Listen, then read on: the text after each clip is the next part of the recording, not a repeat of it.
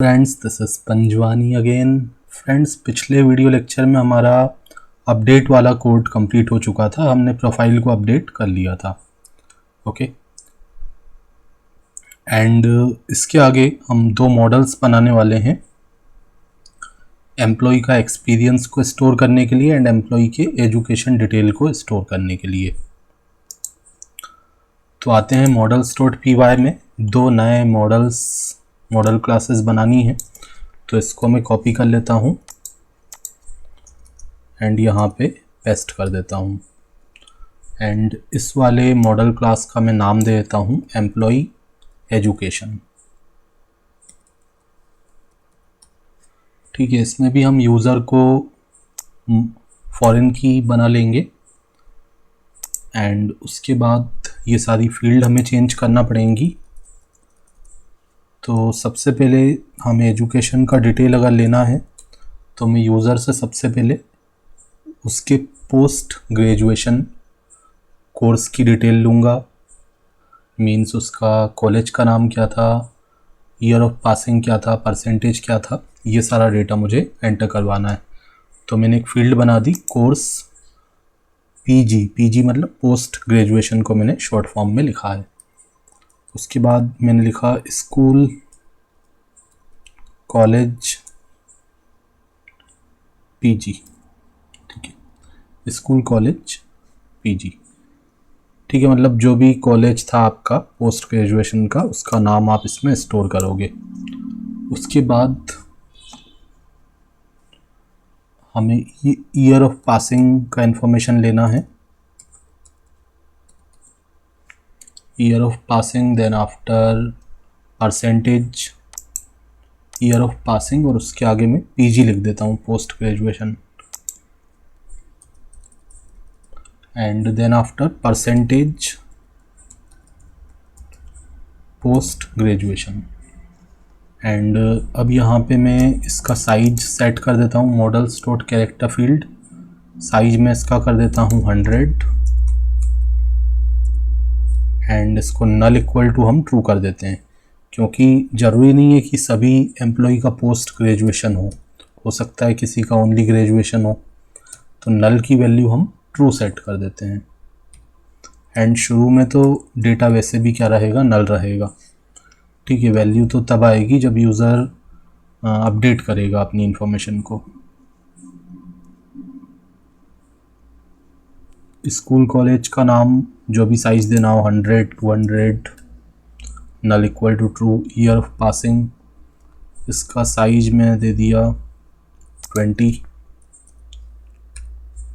And null की value true. Percentage PG, percentage की value मैं यहाँ पे देता हूँ 20, 30, जो भी देना हो, 20 दे दिया या फिर 30 कर दिया और नल की वैल्यू ट्रू कर दिया। तो अब ये जो 4 फील्ड मैंने बनाई हैं, सिमिलरली 4 मुझे बनाना है ग्रेजुएशन के लिए और 4 रहेंगी आपका हायर सेकेंडरी के लिए एंड 4 सीनियर सेकेंडरी के लिए। तो इसी को मैं पेस्ट कर देता हूँ। ठीक है, तो मैंने इसको 4 टाइम, ठीक है, पहले एक बार तो मैंने लिख दिया पोस्ट ग्रेजुएशन के लिए, उसके बाद एक बार आ जाएगा हमारा ग्रेजुएशन के लिए, फिर हमारा सीनियर सेकेंडरी के लिए, फिर हायर सेकेंडरी के लिए। तो यहाँ पे आके चेंज करते हैं। यहाँ पे मैं लिख देता हूँ कोर्स ग्रेजुएशन, ग्रेजुएशन को शॉर्ट फॉर्म में आगे GRA लिख दिया। School college graduation, year of passing graduation, percentage PG हटा के मैं यहाँ पे लिख देता हूँ graduation. And then after similarly हमारा सीनियर सेकेंडरी के लिए तो कोर्स SSC लिख दिया। उसके बाद school college SSC, year of passing SSC, percentage SSC, course SSC, sorry यहाँ पे आ जाएगा HSC, higher secondary, college, higher secondary and year of passing,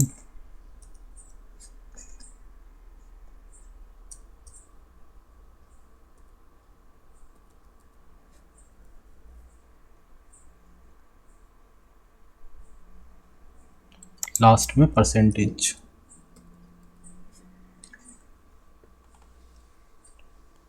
तो फ्रेंड्स ये तो हमारा एक मॉडल तैयार हो गया।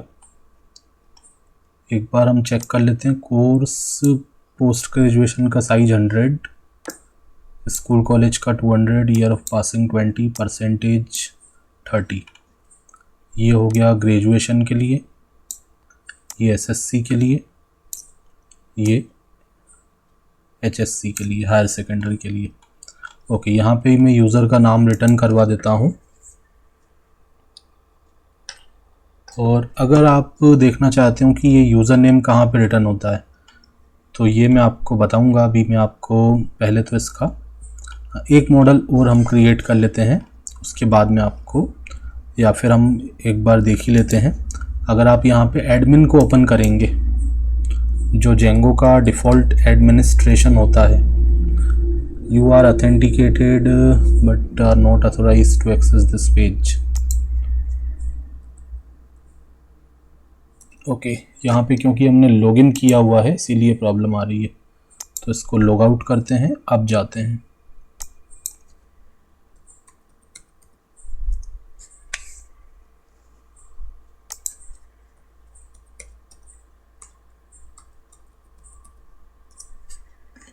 ठीक है, तो अगर इस वाले मॉडल में आप देखें तो यहाँ पे आपको क्या दिख रहा है, ईमेल आईडी दिख रहा है। ये ईमेल आईडी यहाँ पे क्यों आ रहा है, क्योंकि हमने यहाँ पे रिटर्न किया है user dot user name. User model के अंदर यूज़र नेम फील्ड के अंदर जो डेटा होगा, और उसके अंदर हमने क्या स्टोर किया है, ईमेल आईडी। तो ये हमें यहाँ पे ईमेल आईडी दिख रहा है। ओके, तो ये रीज़न है यहाँ पे ईमेल आईडी दिखने का। अगर मैं लिखता user dot first underscore name, तो जो फर्स्ट नेम होगा वो दिखेगा। ओके, तो जो यहाँ फील्ड आप रिटर्न करोगे वही वहाँ पे आपको डिस्प्ले होगा, एंड उसके बाद आप क्लिक करोगे तो सारा डेटा आ जाएगा। तो एक तो ये इसका मीनिंग होता है जो हम रिटर्न करवाते हैं। ओके, एक मॉडल हमें और बनाना है एक्सपीरियंस को स्टोर करने के लिए, तो इसी को हम कॉपी कर लेते हैं।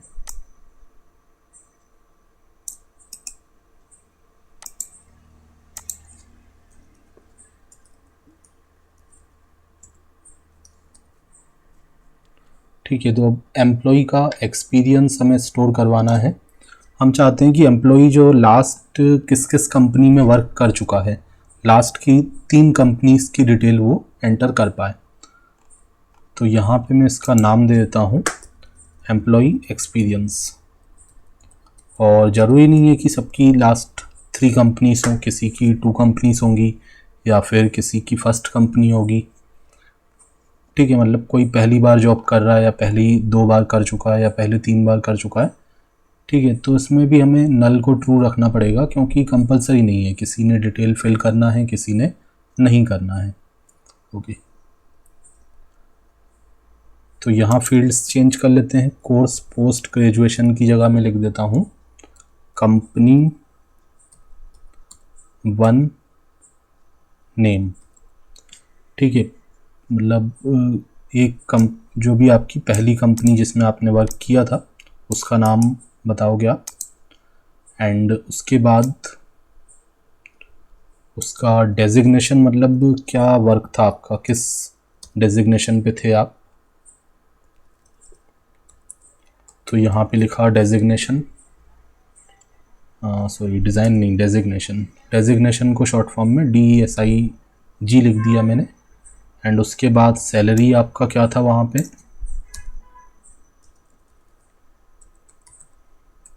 सैलरी। एंड उसके बाद ड्यूरेशन, मतलब कितने ईयर्स, कितने मंथ आपने वर्क किया, तो ड्यूरेशन। अब सिमिलरली अगर मुझे 3 कंपनी का डिटेल लेना है तो इसको मैं 3 बार कॉपी करके पेस्ट कर दूंगा। एक बार तो मैं लिख चुका हूँ, 2 बार और मुझे करना है। एंड यहाँ साइज हम सेट कर लेते हैं पहले। डेजिग्नेशन का साइज भी मैंने 100 कर दिया, सैलरी का साइज 100 कर दिया, ड्यूरेशन 100।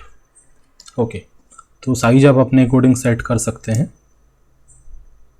और सब में नल को मैंने ट्रू कर दिया।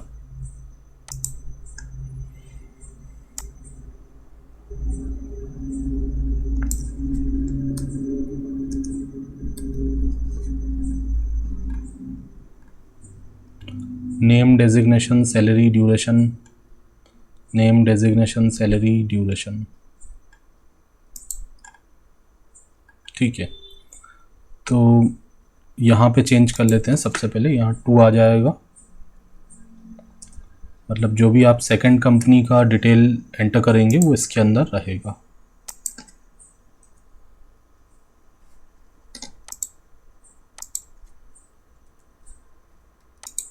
देन आफ्टर थर्ड,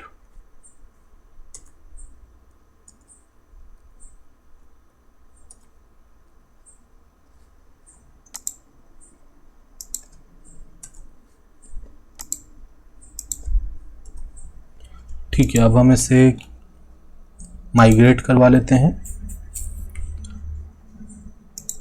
तो जब भी आप मॉडल्स डॉट पी वाई में कुछ चेंज करते हैं तो आपको यहाँ पे मेक माइग्रेशन वाली कमांड को रन करना है एंड माइग्रेट वाली कमांड को भी रन करना है। तो आप लिखेंगे Python manage dot P Y make migrations, Python manage dot P Y make migrations, then after migrate.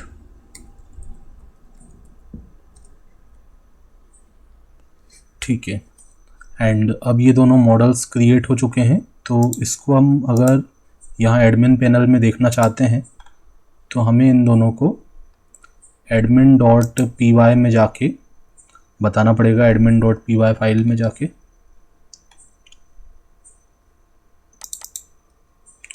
ठीक है, तो जैसे मैंने यहाँ पे लिखा था admin dot site dot register, तो इसी तरह बाकी के 2 मॉडल क्लासेस को भी हमें यहाँ पे रजिस्टर करना पड़ेगा। तो हमारा जो सेकंड मॉडल था उसका नाम था एम्प्लॉय एजुकेशन एंड जो तीसरा मॉडल था उसका नाम था एम्प्लॉय एक्सपीरियंस। ठीक है, इतना करने के बाद हम यहाँ पे रिफ्रेश करते हैं।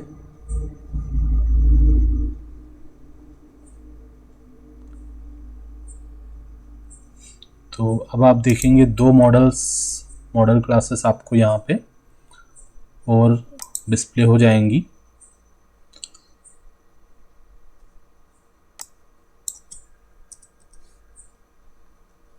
ठीक है, चेक कर लेते हैं क्या प्रॉब्लम आ रही है।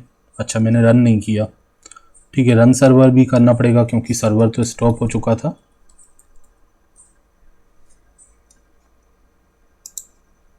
ओके, अब आप देख रहे हैं यहाँ पे 3 मॉडल क्लासेस के नाम आपको दिख रहे हैं, मतलब 3 हमारे यहाँ टेबल्स बन चुके हैं। एम्प्लॉय एजुकेशन जिसके अंदर अभी कोई डेटा नहीं है, employ experience, okay, employ detail and users. अब ये यूज़र्स कुछ हमारे एक्स्ट्रा भी हैं जिनको हमें अभी सब डिलीट करना पड़ेगा। तो डिलीट आप कर सकते हैं, इस तरीके से क्लिक करेंगे एंड यहाँ पे जाके आप डिलीट पे क्लिक करके इसको डिलीट कर सकते हैं। ओके, तो फ्रेंड्स अब हमें क्या करना है, अब ये दोनों मॉडल्स बन चुके हैं। अब पहले तो हम एडमिन का होम पेज डिज़ाइन कर लेंगे। अब यहाँ क्या प्रॉब्लम आ रही है,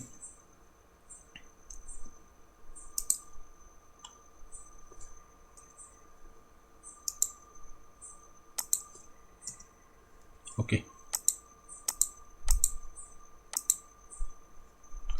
यहाँ होम पेज पे ये रिडायरेक्ट नहीं हो पा रहा है, तो होम पेज पे रिडायरेक्ट करवाएंगे हम हेडर के अंदर।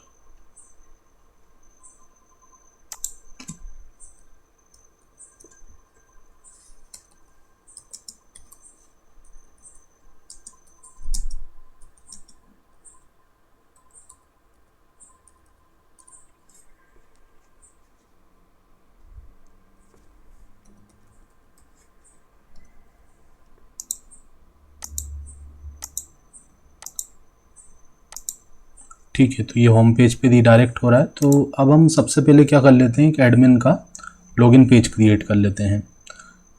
ठीक है, तो काफ़ी अच्छा एक बूटस्ट्रैप का यूज़ करते हुए हम सिंपल तरीके से लॉगिन फॉर्म क्रिएट करेंगे।